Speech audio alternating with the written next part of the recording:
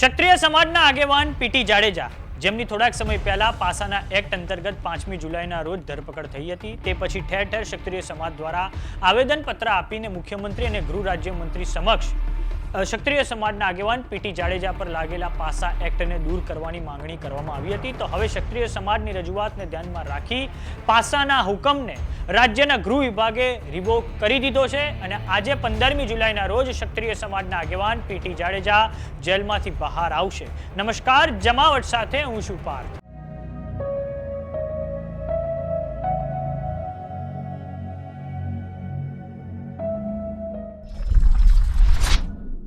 ક્ષત્રિય સમાજના આગેવાન પીટી જાડેજાની રાજકોટ પોલીસ દ્વારા પાસાના એક્ટ હેઠળ 5મી જુલાઈના રોજ ધરપકડ કરવામાં આવી હતી. તે પછી તેમને સાબરમતી જેલમાં હવાલે કરવામાં આવ્યા હતા અને આ પછી રાજ્યભરમાં ક્ષત્રિય સમાજ દ્વારા આવેદનપત્ર આપીને મુખ્યમંત્રી અને ગૃહ રાજ્યમંત્રી સમક્ષ ક્ષત્રિય સમાજના આગેવાન પીટી જાડેજા પર લાગેલા પાસા એક્ટને દૂર કરવાની માંગણી કરવામાં આવી હતી. સાથે જ થોડાક સમય પહેલા ક્ષત્રિય સમાજના આગેવાનો મુખ્યમંત્રી અને ગૃહ રાજ્યમંત્રીને રૂબરૂ મળ્યા હતા અને પીટી જાડેજા સામે મની લોન્ડરિંગ અને ધમકી આપવા અંગેના 2 જ ગુના હોવા છતાં રાજકોટ પોલીસે તેમને ટાર્ગેટ કરીને પાસા લગાવી હોવાની લાગણી પણ ક્ષત્રિય સમાજ દ્વારા વ્યક્ત કરવામાં આવી હતી. તો હવે આજે સોમવારના રોજ રાજ્યના ગૃહ વિભાગે પીટી જાડેજા સામેનો પાસાનો હુકમ રિવોક કર્યો છે. આ વાતની પુષ્ટિ તેમના પુત્ર અક્ષિતસિંહ જાડેજાએ કરી છે. રાજ્યના ગૃહ વિભાગનો પાસા રિવોકનો આદેશ સાબરમતી જેલમાં રજૂ કરતા જેલમાંથી પીટી જાડેજા હવે બહાર આવશે.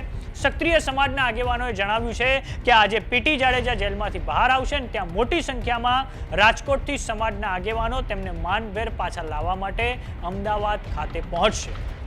તો આવો જાણીએ ક્ષત્રિય સમાજના આગેવાન પીટી જાડેજાનો આ વિવાદ શું હતો.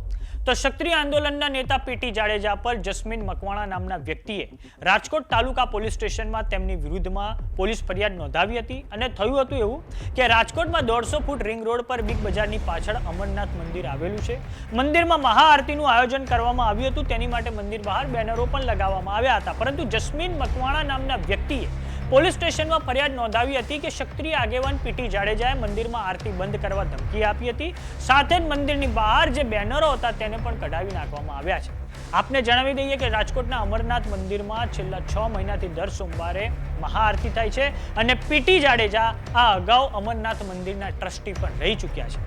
અમરનાથ યુવા ગ્રુપના સદસ્ય જસ્મીન મકવાણાએ પીટી જાડેજાની વિરુદ્ધમાં ફરિયાદ નોંધાવી હતી. તો હવે આ ફરિયાદના આધારે રાજકોટ પોલીસે પીટી જાડેજાની ધરપકડ કરી હતી અને તેમની પર પાસા એક્ટની કલમો લગાવી હતી. તે પછી પીટી જાડેજાને સાબરમતી જેલમાં મોકલવામાં આવ્યા હતા.